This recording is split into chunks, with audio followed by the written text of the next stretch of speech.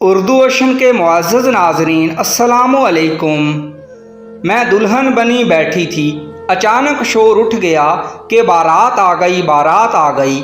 ساتھ ہی پٹاخوں اور ہوائی فائرنگ کی آوازیں آنا شروع ہو گئیں۔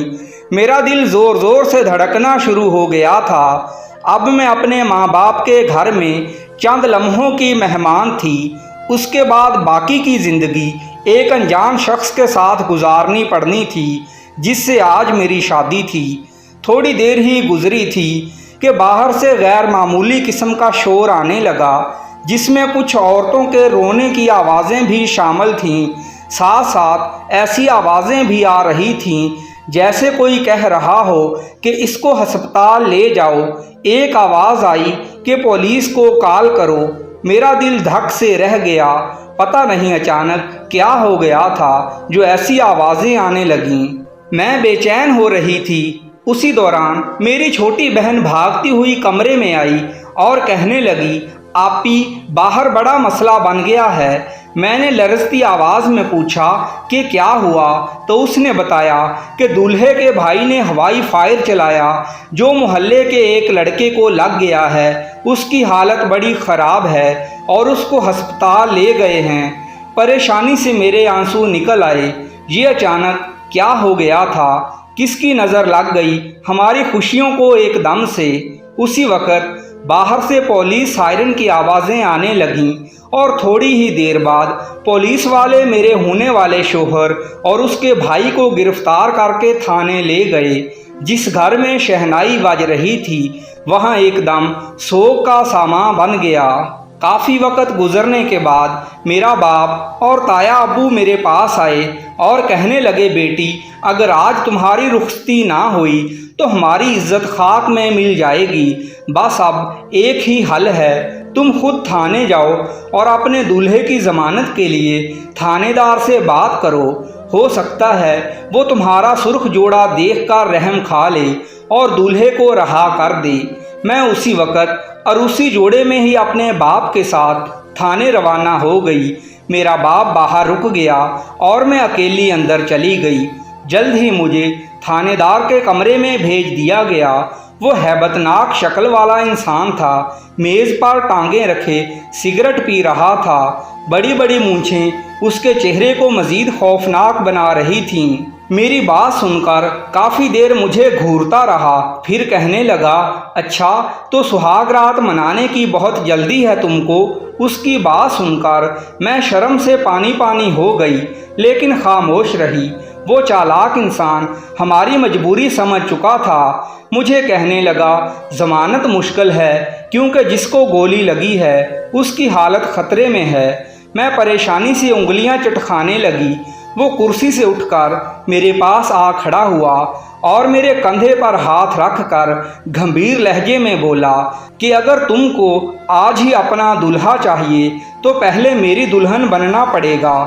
میں اس کی بات سمجھ گئی اور مزید پریشان ہو گئی۔ مجھے کسی صورت اس کی گندی آفر قبول نہیں تھی۔ میں تھانے سے باہر نکل آئی تو دیکھا کہ میرا باپ گھٹنوں میں منہ چھپا کر رو رہا ہے۔ مجھ سے اس کی بے بسی دیکھی نہ گئی۔ میں الٹے قدموں تھانے دار کے پاس واپس آ گئی اور اس سے کہا، پہلے مجھے اپنے ہونے والے شوہر سے ملنے دو، پھر میں کوئی فیصلہ کروں گی۔ اس نے مجھے سپاہی کے ساتھ اس بیرک میں بھیج دیا جہاں وہ موجود تھا۔ شیروانی پہنے، گلے میں مالا ڈالے، وہ بہت پیارا لگ رہا تھا۔ مجھے دیکھتے ہی میری طرف لپکا اور میرے کچھ کہنے سے پہلے ہی بول اٹھا کہ مجھے معلوم تھا میری ہونے والی دلہن ہمیں بچانے ضرور آئے گی۔ میں خاموشی سے اس کی طرف دیکھتی رہی اور سوچتی رہی کہ قدرت نے ہماری پہلی ملاقات کا انتظام کہاں پہ کر رکھا تھا۔ میں نے اس کو صاف صاف بتا دیا کہ تھانے دار آپ کی رہائی کے لیے میرے ساتھ بدکاری کرنا چاہتا ہے۔ وہ چاہتا ہے کہ میں تم سے پہلے کچھ دیر کے لیے اس کی بیوی بنوں، ورنہ اگر وہ لڑکا مر گیا تو تم دونوں بھائی ہمیشہ جیل میں رہو گے۔ میری بات سن کر میرا ہونے والا شوہر سوچ میں پڑ گیا۔ میں سوچ رہی تھی کہ وہ میری بات سن کر بھڑک اٹھے گا، تھانے دار کو گالیاں دے گا، لیکن مجھے اپنے کانوں پر یقین نہیں آیا جب اس نے التجائیہ انداز میں مجھے کہا کہ میری خاطر اس کی بات مان لو، ایک بار اس کی خواہش پوری کر دو، ہم ساری عمر جیل میں سڑنا نہیں چاہتے، تم میری ہونے والی بیوی ہو، میری خاطر قربانی دے دو نا۔ میں نے اپنے بارے اسی لمحے فیصلہ کر لیا تھا۔ میں سست قدموں سے چلتی ہوئی تھانے سے باہر نکل آئی۔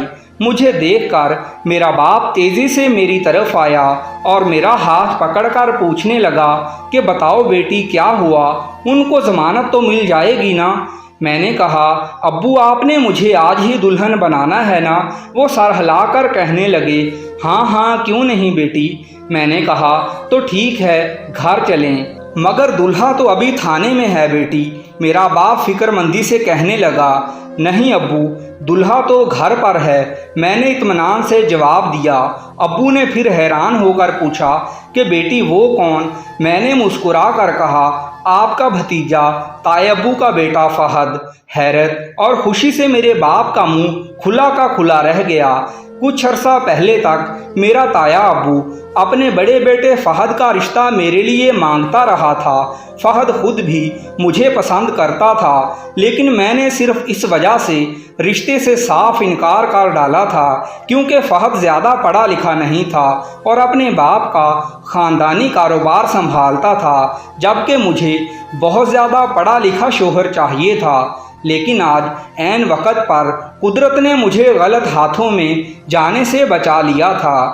ایک ایسا انسان جو اپنی اور اپنے بھائی کی جان چھڑانے کے لیے اپنی دلہن کی عزت قربان کرنے پر تیار ہو گیا تھا۔ پتہ نہیں وہ مستقبل میں میرے ساتھ کیا سلوک کرتا۔